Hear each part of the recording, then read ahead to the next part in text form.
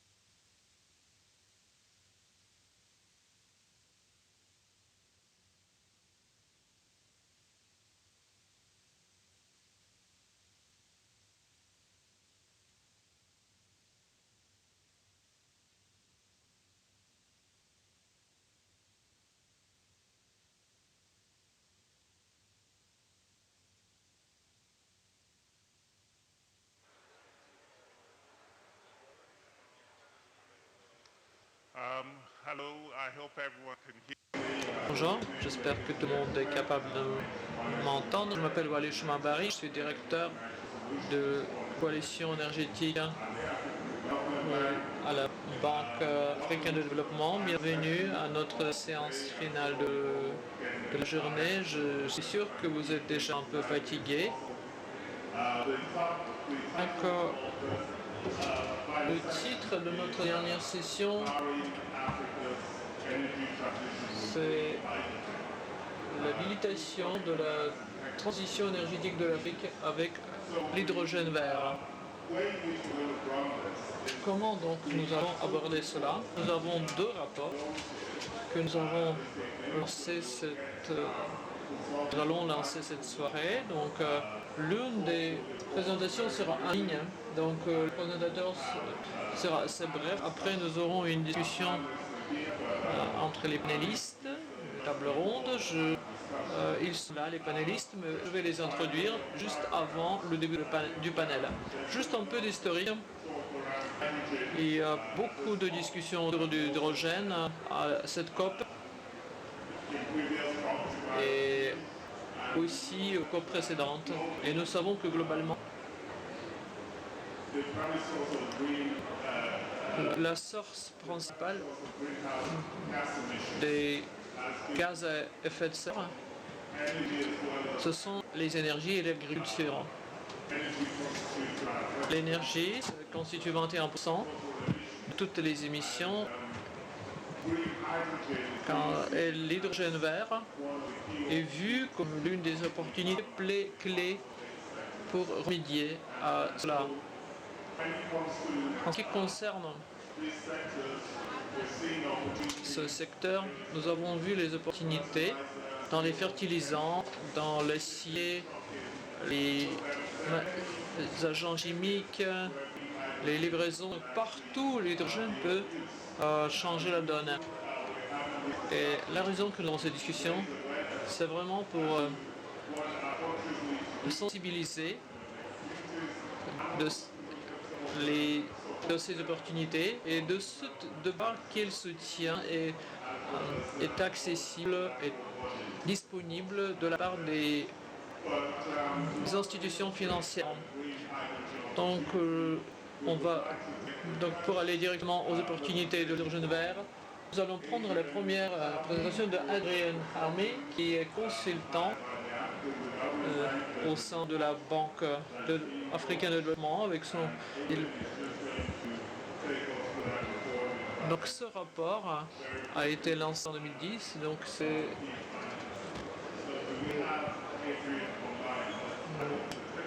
j'espère que les technologies vont marcher et nous allons avoir cette présentation en ligne.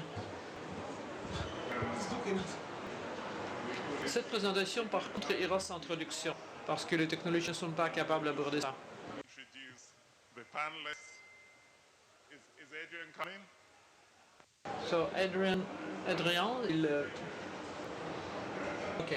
Donc cette présentation, c'est sans traduction. Les traductions sont imprévisibles. Parfois ça marche, parfois ça ne marche pas. J'espère qu'Adrien pourra faire sa présentation.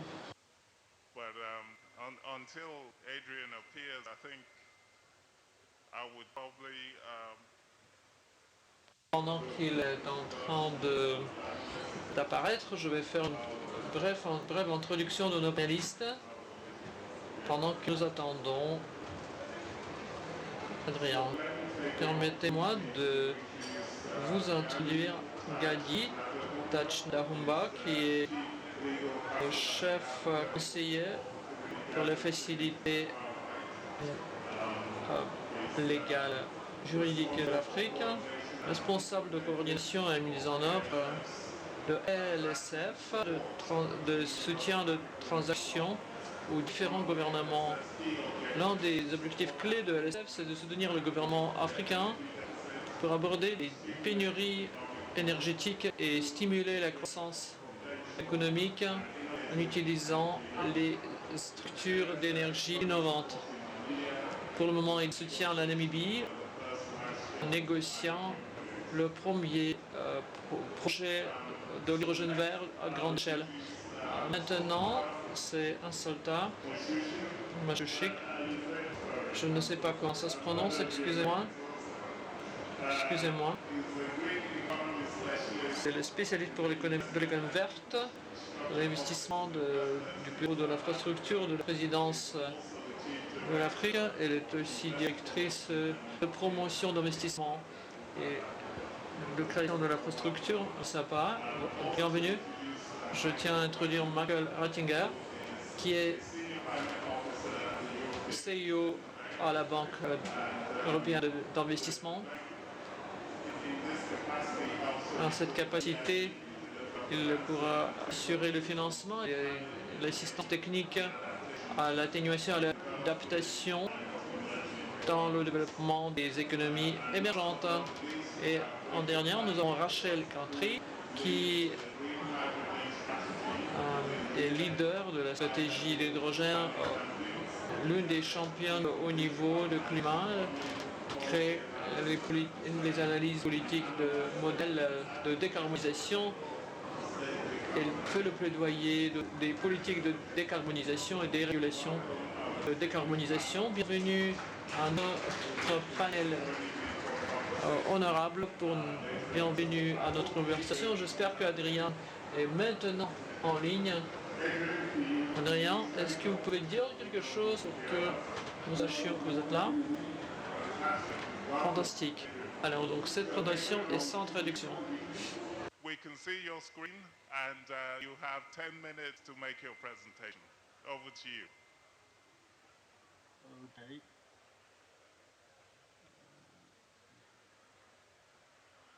All right, thank you.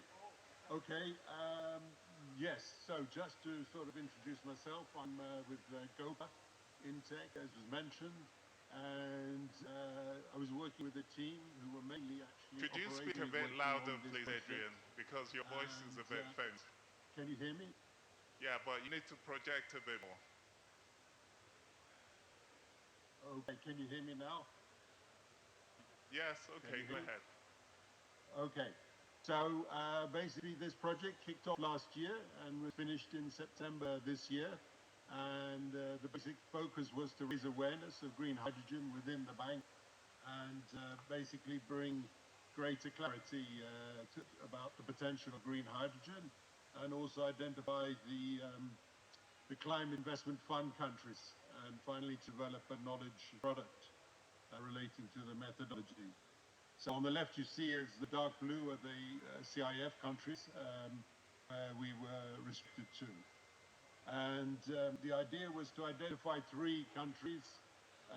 The country's boundary condition was that the country had to come from a different region within Africa. And the team employed a methodology to filter through against different criteria and to basically quantify through indices, then ranking and basically scoring. But based upon the index that was corresponding to a country. And it was basically in 2 phases. The first phase was the basic requirements to identify the countries. And the key basic requirements were land availability, coastal access, and political stability. So land availability was pretty critical, of course, because renewable energy generally takes a lot of space, and also potentially the production of green hydrogen. And it was determined that 40,000 square kilometers was a minimum threshold. And of course, it shouldn't impact upon settlements and conservation areas.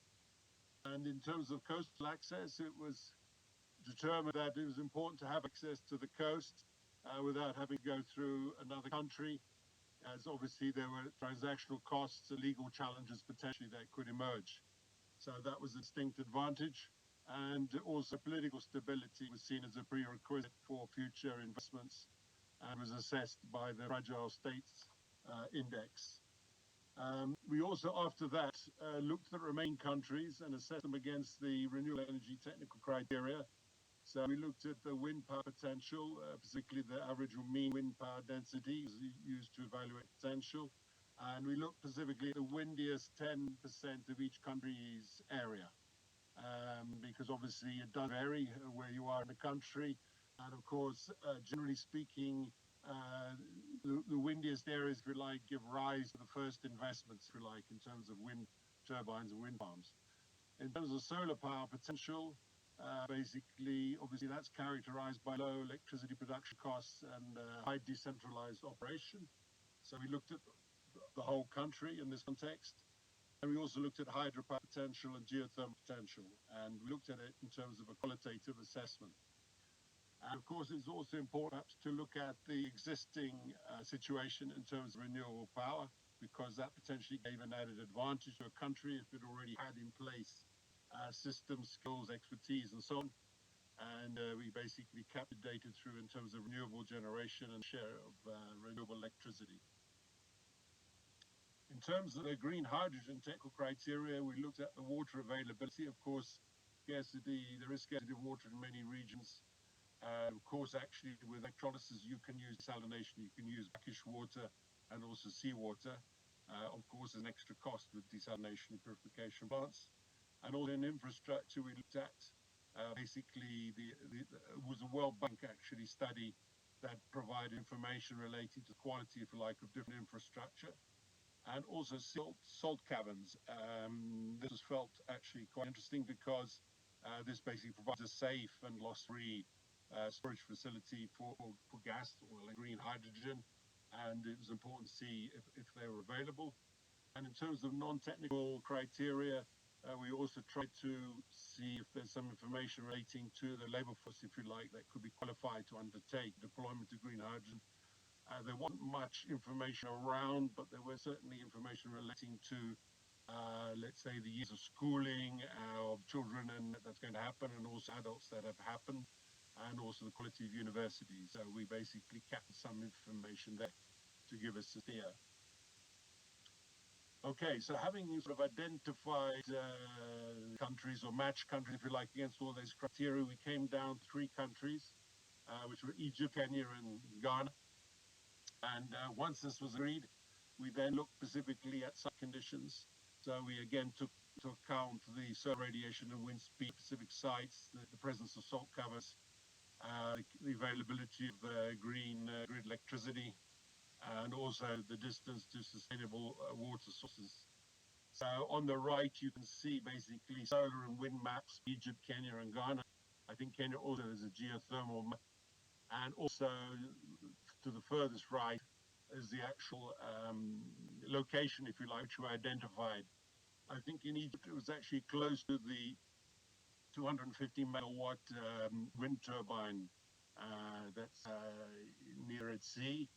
In Kenya, it was near the Lake Turkana, and in Ghana, it was east of Accra. So these were the areas where we assessed all the conditions where they applied, and came to an agreement that this was a good, if you like, location to take an archetype, if you like, as a project.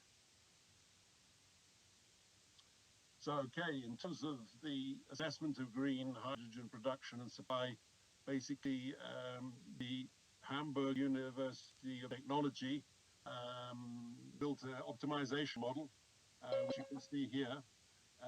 Basically sets out different elements, if you like, within the process of calculating the production of costs, hydrogen production costs. So you can see the elements in terms of renewable energy, battery storage, the electrolyzer, the compressor, and hydrogen storage. So these were all modeled in an optimization model to calculate the least cost for production based upon the specific locational directed costs, if you like. And then also we added in, it wasn't part of the optimization model, but the transportation, potential different transportation costs, and ended up with a final supply cost.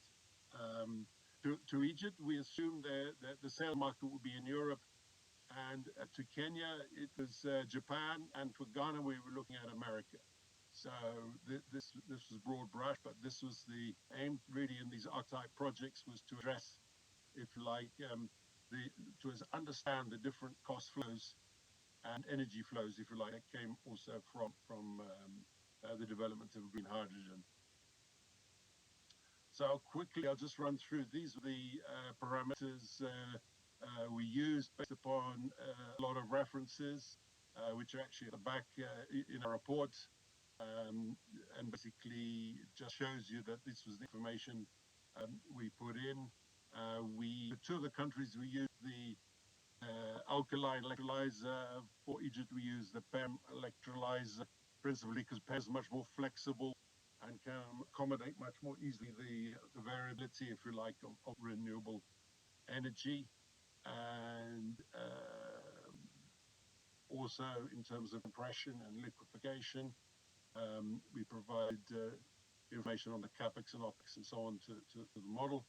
And I should say, in terms of Egypt as an archetype, we looked at the transportation of hydrogen. In terms of Kenya, we looked at the transportation of ammonia, and in terms of Ghana, power to liquids. So here you can see power to liquids, the information that was captured and used in the model. And also in terms of storage, there were different options. We talked there about salt caverns. There was also pressure tanks, and also liquid hydrogen tanks and ammonia tanks and PTL tanks. So again, this information was basically based upon different research, if you like, that's undertaken globally and in Europe. and also where appropriate, closer to home in Africa. And these were costs in terms of the transportation by the pipeline, the transportation by shipping. So this basically was and I'm just going to show for Egypt the design of the optimized plant. The electrolyzer side was taken as the dimensioning factor, the anchor, if you like. So everything else, if you like, was built around that. And what you can see here are the optimized numbers that came from running the information, and out of which we got a production cost of 2.7 euros, approximately 8 cents per kilowatt hour. And in terms of the pipeline transportation, we assumed, I think, 4,500 kilometers, and with a cost there, I think, of 0.2 cents per kilowatt hour, we ended up with a supply cost of 3.6 euros per kilogram. So in terms of the energy flows and efficiencies from the modeling, you can see actually there was quite about 12% of stored energy, so too much renewable energy. This is the excess energy at the bottom. The biggest losses came from the electrolyzer. You can see there 200 gigawatt hours. The electricity demand was quite small for the compression, and also had some small losses. There was significant, basically, electrical energy used to continue the compression, if you like, through the pipeline transportation. And we also ended up with around 406 gigawatt hours, or if you like, just over 12,000 tons of hydrogen, if you like, that was produced from this archetype renewable energy, let's say, power plant near Red Sea.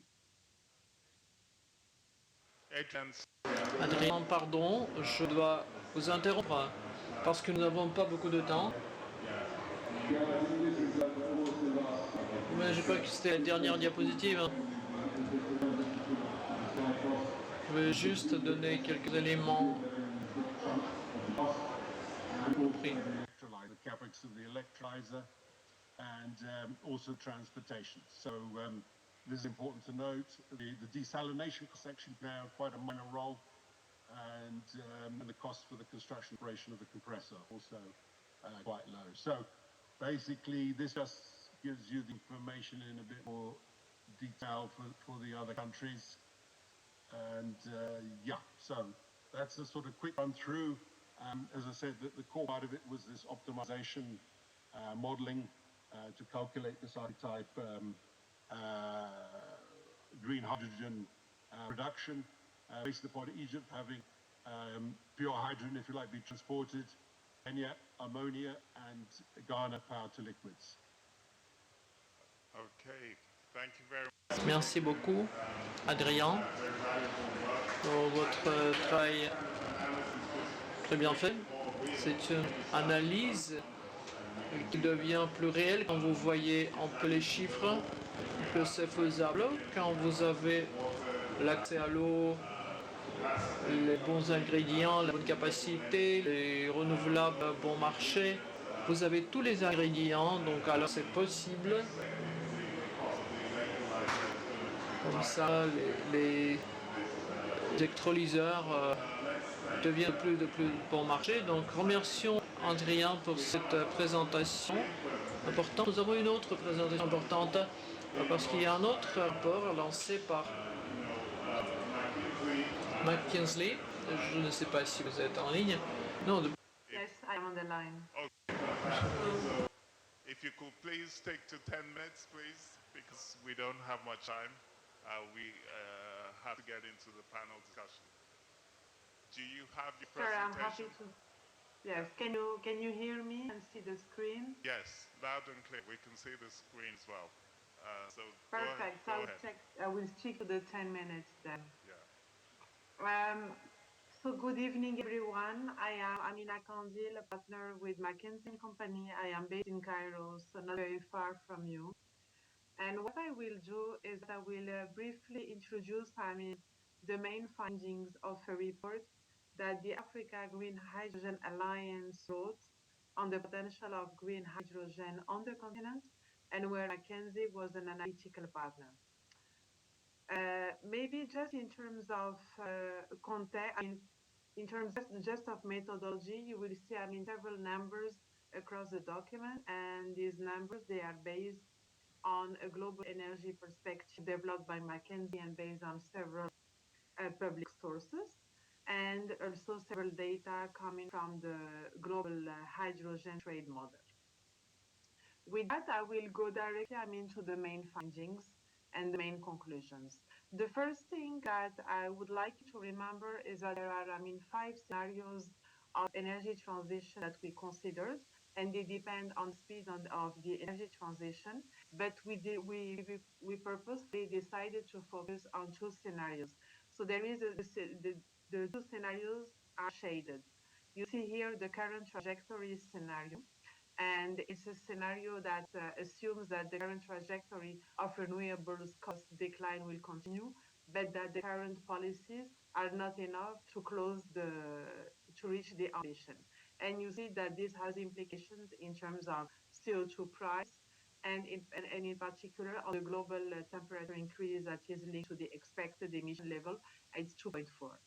And the other scenario that we're considering is a scenario that is called achieved commitment. It's also called well below 2.0 scenario. And you see that it's a scenario where leading countries conduct purposeful policies, and that other countries are following at a slower pace. So these are the two scenarios that are our framework. The second thing that I want to mention, and I think that Adrian mentioned it extensively, is just that Africa is very well positioned when it comes to producing green hydrogen because of its endowment in solar and wind potential.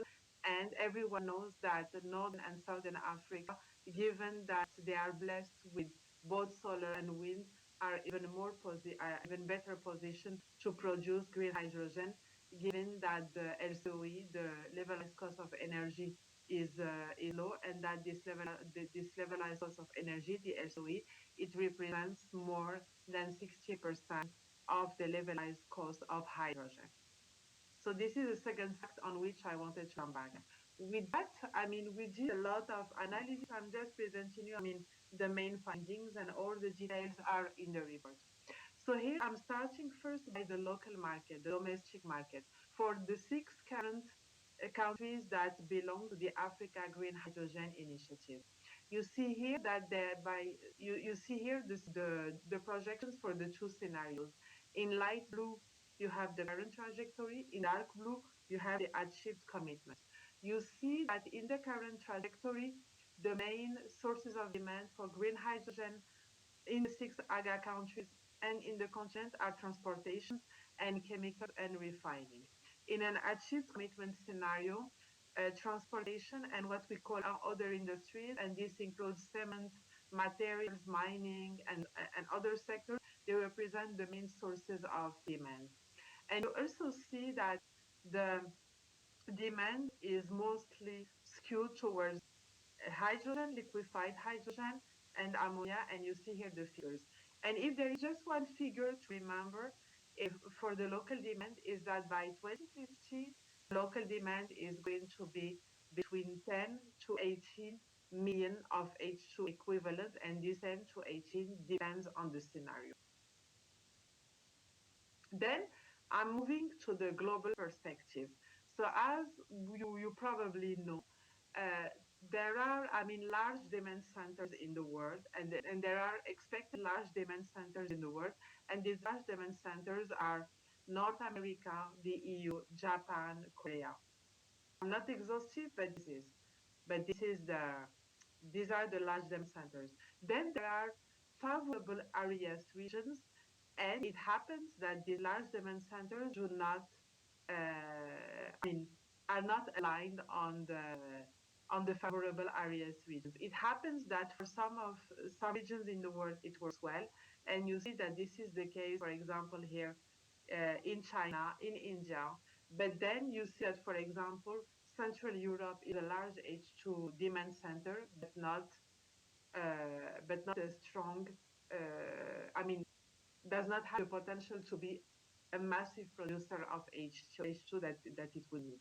And so this means that there will be important trades of H2 in the future. And this is the main message of this page. Then if I go next, on this page, which is a relatively complicated one, what you can see is the ammonia landed cost range to Europe. And in the report, you will see that we did this analysis for hydrogen, for liquefied hydrogen, for ammonia to Europe and to Asian markets. Here, we take the example of ammonia. I think that the first thing that you can see, so you can see here, I mean, several African countries, including other countries like Morocco, Mauritania, Egypt, Namibia, and South Africa, and you see that the cost range is quite important. And it's important to remember that this cost range is important because it depends a lot on the cost of capital. And here, I mean, we try to provide a reasonable range for the cost of capital. The second message that is very important on this page is just to remember that if we are to make the cost of hydrogen competitive, countries will need to have access to a low cost of capital. And the third message that I wanted to give on this page is that you see that several African countries are in the same ballpark. In order, I mean, to access large demand centers, beyond the competitiveness, which will be a factor but not the only one, it will also be important to become, I mean, a credible supplier. And what do we mean by a credible supplier? It means, I mean, being able to secure offtake, to secure demand by offtake contracts, as they will allow the taking of the sector in the country. And it also means, I mean, investing in the right infrastructures and putting in place the right regulations. I'm moving next to the page on the global market. So you remember before I showed you the local market in Africa for the AGA countries. This is the global market with all the large demand centers that we showed. And so this estimation of the global demand is based, of course, in part on the cost competitiveness, but also, I mean, on some additional criteria which are related to the cost of capital and to the ability to become, I mean, what I called earlier a credible supplier. Here, I mean, the figure to remember is that by 2050, we estimate that the export market could be as big as 20 to 40 million tons, and this 20 to 40, I mean, corresponds to the two scenarios that I exposed earlier. And here, I mean, you see the breakdown in terms of hydrogen, ammonia, methanol, and synthetic fuel. If we bring all of this together, you see that the total demand, taking into account the local demand and the global demand, should be around 30 to 60 million tons for the current 6 AGA countries of today. You see, this corresponds roughly, I think it's important to remember, 10% of the expected global demand by 2050. As if you remember the figures that I gave you earlier, we estimate that the third of the demand could be domestic, the two-thirds would be abroad.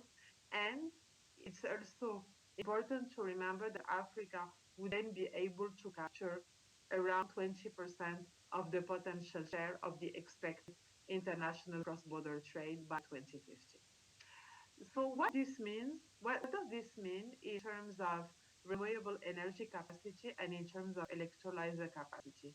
You see here that we try to provide ranges depending on the two scenarios that I exposed earlier.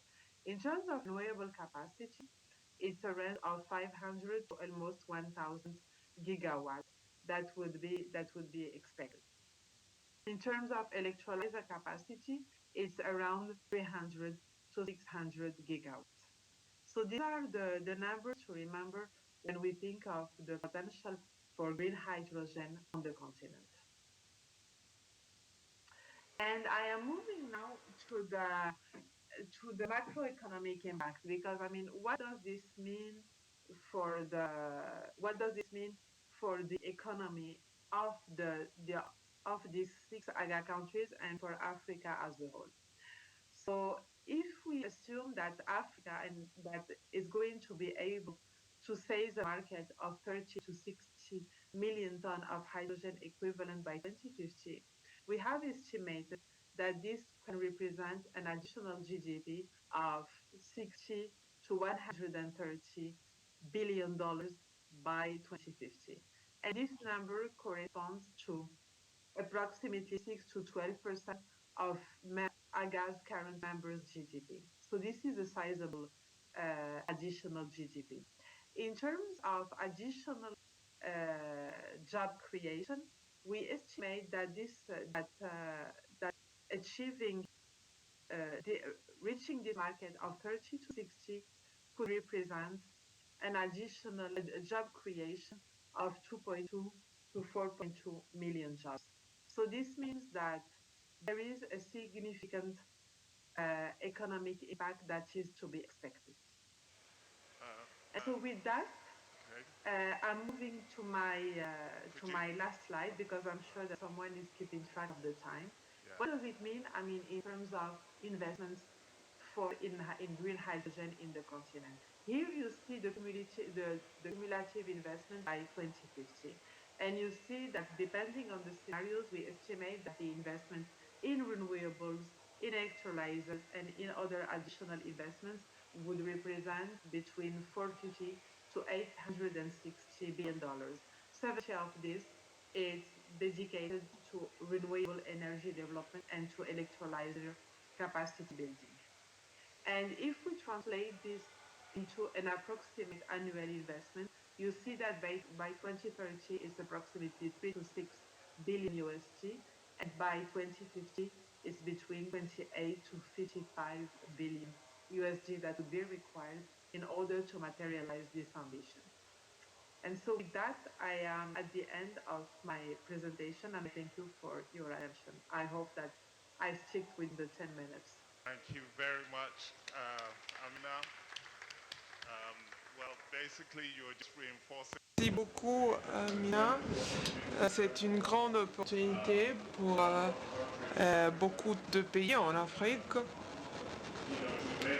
Et si on va faire les bons investissements, l'économie de l'Afrique peut être promue entre rejoint 600 millions par an. Il n'y a pas de doute que l'opportunité de hydrogène est quelque chose de réel. Donc je voudrais demander à nos panélistes, avec Gadri, qu'est-ce que les pays devraient faire selon vous pour prendre cette opportunité? Et qu'est-ce que vous pensez dans les requêtes que les pays font? Merci Wally. Quelque chose qu'on a noté, que les requêtes à partir des pays arrivent de plus en plus tôt, et nous fournissons des supports pour les transactions compliquées. Et je pense que l'hydrogène est quelque chose d'une transaction compliquée. Et nous, comme outil, nous fournissons des experts qui arrivent à négocier dans le secteur privé. Ce qui est intéressant est que le support demandé arrive avant dans le cycle. Nous pensons que c'est parce qu'il y a deux facteurs. Le premier, qu'on n'a pas d'hydrogène dans la plupart du continent, et aussi parce que le volume d'investissement qui est nécessaire pour ce projet est plus vert de ce qu'ils étaient pour les projets électriques, par exemple. Donc, vous avez des investisseurs qui ont beaucoup d'incertitudes à travers des approvisionnements. Par exemple, des projets de...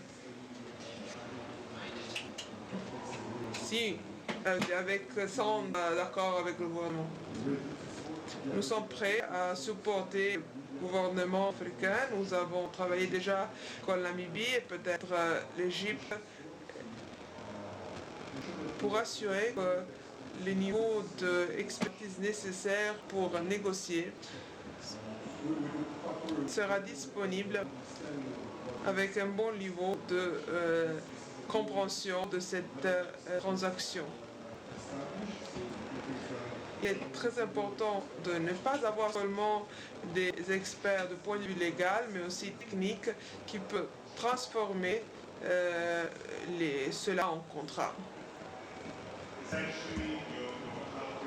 Vous êtes en train d'aider ces pays dans un plan de qualité. Les secteurs privés, avec les secteurs privés, oui, exactement, nous avons des fonds pour avoir des approvisionnements et on fait avec les pays africains, avec les différentes entreprises légales et aussi du point de vue financier. C'est seulement pour les pays africains, mais chaque pays africain peut faire demande. Merci. C'est une facilité très utile à avoir parce que si ces affaires ne sont pas équitables, cela ne va pas avoir l'accord. Donc on va pas avoir les ressources nécessaires. Donc merci encore aux pays qui sont ici pour fournir les supports du point de vue commercial et légal. Massapa, en termes de l'expérience de Sud-Afrique pour développer de l'hydrogène vert, je sais bien que vous avez des demandes internes. Comment est-ce que le Sud-Afrique est en train de se préparer pour cette nouvelle industrie? Et qu'est-ce que le gouvernement est en train de faire pour stimuler les investissements dans les secteurs? Merci Wally pour la question. Bonjour à tout le monde. À partir de la perspective africaine, je pense qu'on peut dire que les intérêts et les progrès en termes de secteur a été guidé par le secteur privé. Dans les derniers ans, différents secteurs privés ont vu des opportunités dans les différents secteurs. Ils ont vicié les risques de capital pour développer des projets avec un niveau de préfaisabilité. Cela sont des opportunités très importantes. Il est aussi important d'avoir la préparation pour les projets. Donc à travers les différentes banques multilatérales. Un autre élément qu'on a eu en termes de projet est qu'il y a la nécessité d'assurer des PPS bancables très forts et cela requiert de hauts niveaux de demande qu'on ne peut pas banquer un projet sur les demandes. Donc les questions sont sur assurer des forts PPS et utiliser quelques éléments de MOU au niveau gouvernemental pour pouvoir avoir cette connexion business to business, et cela pour nous est très important. Il y a des différents pays dans les continents qui ont fait du progrès en termes de cela. Donc nous avons aussi des politiques très concrètes. 65% des projets sont sur les énergies renouvelables et les costes et beaucoup de pays ont des programmes, donc les éléments sont bien compris.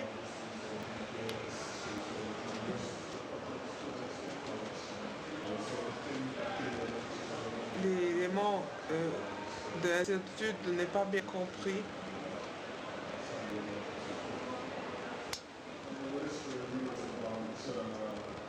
Nous sommes... Pardon, il y a plein de moustiques. On est en train de supporter les infrastructures pour permettre cela. Ce n'est pas seulement des secteurs avec les renouvelables, Ce n'est pas les zones où on a eu de développement. Ce sont des zones où on a du potentiel, par exemple des grandes terres qui est en train d'avoir compétition avec les autres secteurs, par exemple l'agriculture. Donc il y a la nécessité de support pour les infrastructures. Par exemple, mettre à jour les ports, les infrastructures pour pouvoir transporter les biens. Et cela est très important et c'est quelque chose que les gouvernements pourront. Merci beaucoup d'avoir partagé les idées donc, sur l'Afrique du Sud, le besoin de gouvernance politique, environnement régulateur et l'infrastructure qui soutient l'initiative. Un nombre de pays n'ont pas l'acte sur l'hydrogène vert. Est-ce que vous croyez que c'est nécessaire pour le secteur? Est-ce que c'est une composante nécessaire? Dans notre cas, ce que nous avons, ce sont des régulations extensives autour de l'hydrogène. Et nous avons un nombre de standards qui sont appliqués en termes de ces documents. En plus, l'élément crucial, c'est les régulations sur l'importation et l'exportation. Après, donc, il y a l'hydrogène vert et gris, et il y a des tonnes de ce hydrogène vert gris. Et cet hydrogène gris, ce n'est pas une industrie nouvelle. Nous avons donc nous menons des recherches et nous avons identifié une vulnérabilité de 2017 à propos de cette industrie. Mais il y a des questions. S'il y a des régulations déjà mises en place, est-ce que peut-être il faut juste prendre ces régulations qui existent en matière d'énergie fossile et les étendre sur les autres ressources? Cela peut éviter des complexités. Donc, et cela peut plus attirer le secteur privé.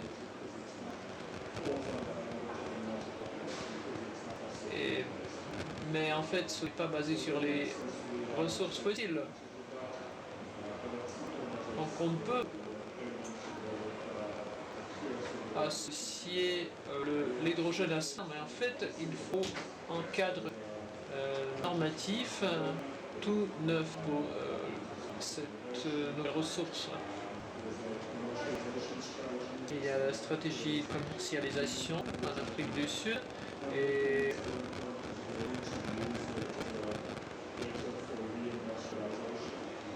c'est un vecteur pour l'industrialisation qui permet de décarboniser nos industries. Donc ça, c'est un signal clair pour le marché. Il y a aussi une perspective financière pour les provinces où donc beaucoup de promotions d'investissement pour les investisseurs potentiels ont lieu sur le terrain,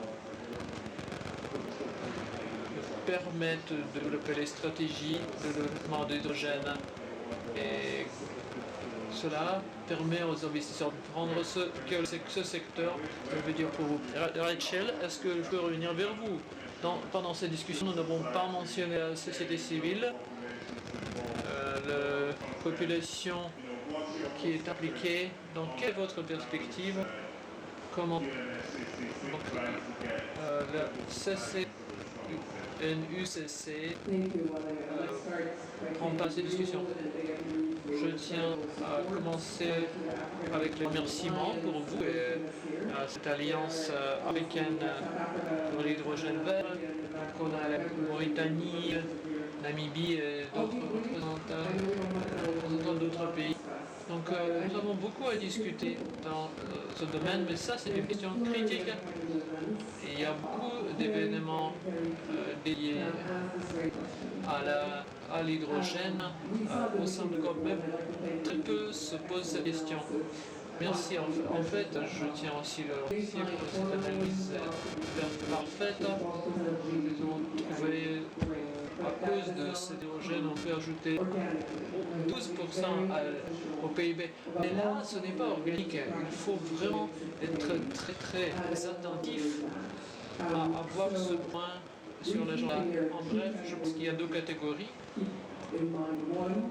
Et donc en fait, l'une c'est que l'hydrogène vert ne peut pas mobiliser les ressources là où d'autres solutions sont nécessaires et là où l'accès aux énergies est critique. L'Égypte a ratifié un document où ils disent que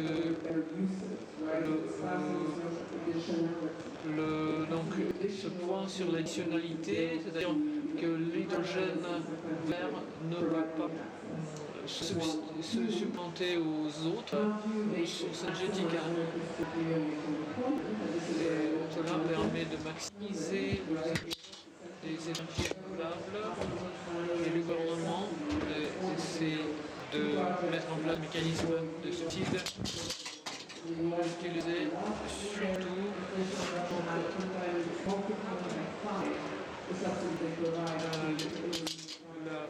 le développement des énergies vertes. Donc,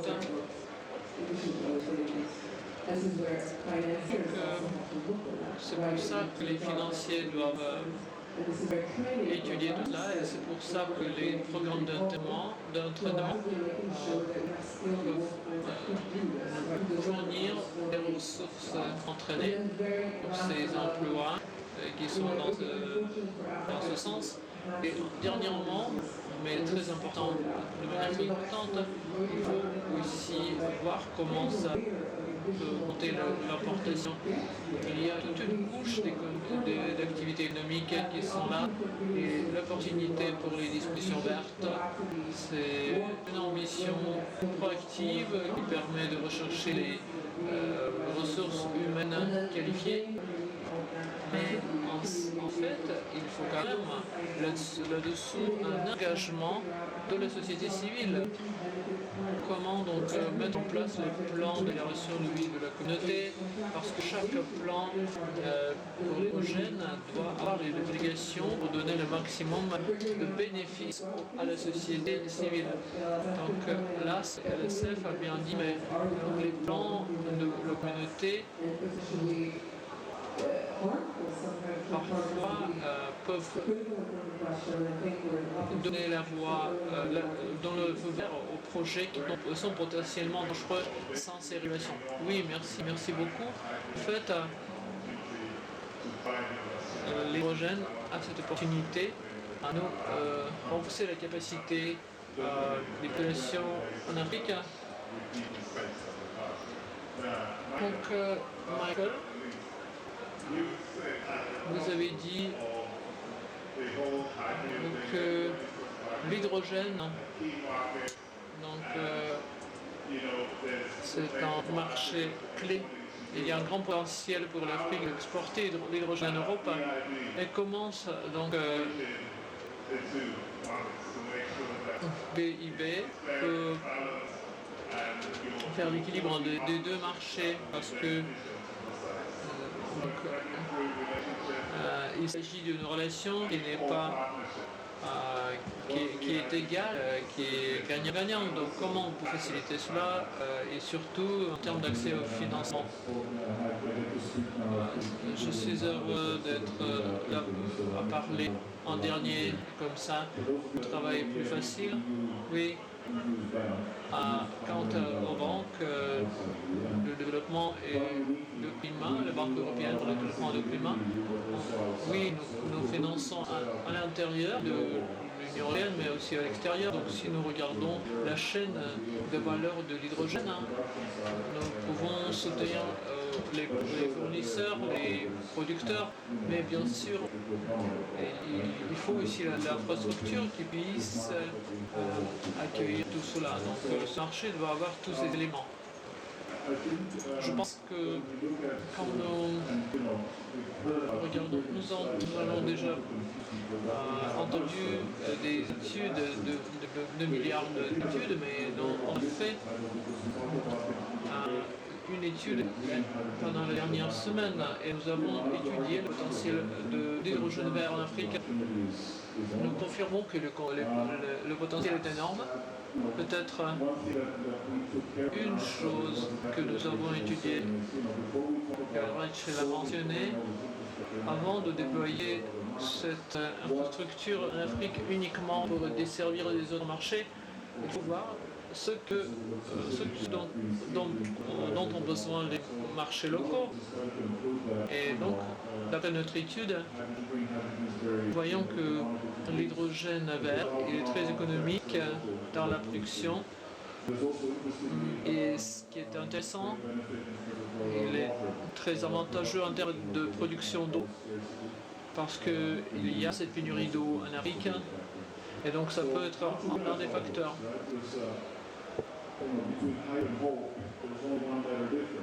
Donc là, il faut quand même prendre soin de ne pas confondre les choses, parce que je pense qu'il s'agit des efforts en long terme, parce que nous créons une infrastructure totalement nouvelle, à part, et je pense que chacun de nous doit identifier ce que nous pouvons contribuer, comment nous pouvons contribuer, parce que comme vous avez dit,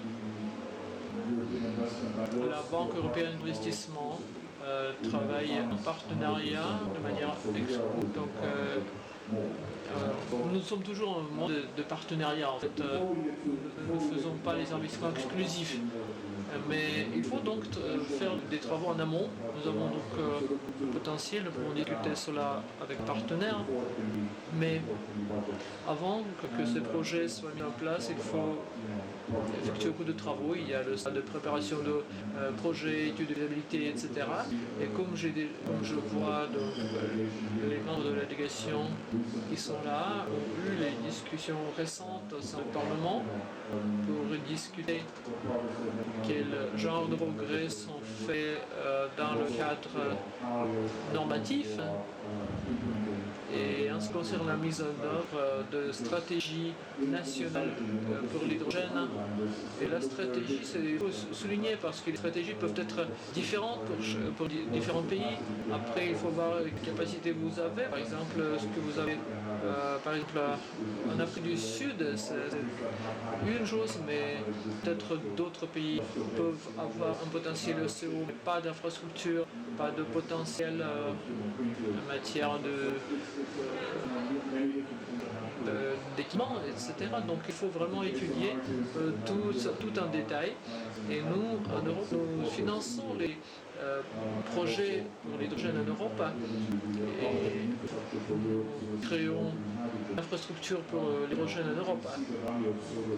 Ça, vous voyez la valeur de ces travaux en amont pour concevoir les projets, pour donner les bénéfices localement et en fait desservir toute la chaîne de valeur.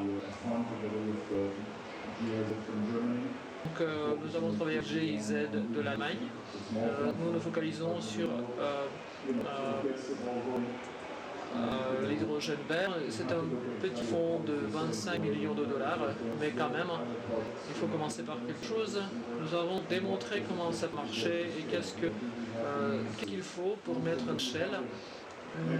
Donc, quelques centaines de mégawatts et on a maintenant sur quelques gigawatts. Donc, on a fait tous ces progrès. C'est vraiment, il faut nous aider mutuellement et on a beaucoup de ressources. Et j'imagine l'imagination et les ressources de l'Afrique qu'on pourra débloquer, qu'on pourra engager. Merci beaucoup, Michael. Je pense que nous avons passé cette heure en étudiant le grand potentiel des pays. Par exemple, certains pays sont très bien placés en Afrique. Ils savent comment faire ce travail en amont et le soutien est là pour les aider dans leurs travaux. L'Afrique peut agir ensemble et il ne faut pas perdre ces opportunités pour l'industrialisation. parce que l'hydrogène vert, ça peut être une grande solution pour l'Afrique et cela peut permettre de créer des industries entières. Et donc nous avons besoin de financement et de partenariats. Et en fait, c'est à nous de bénéficier de cela. Parce que le monde entier a besoin de décarbonisation. Sur cela, je tiens à remercier nos panélistes. Malheureusement, nous n'avons plus de temps pour les questions et les réponses, mais j'espère que nous avons fait une discussion valable. Donc, je remercie nos partenaires et l'audience. Merci. Comme ça, nous avons respecté l'heure. Merci.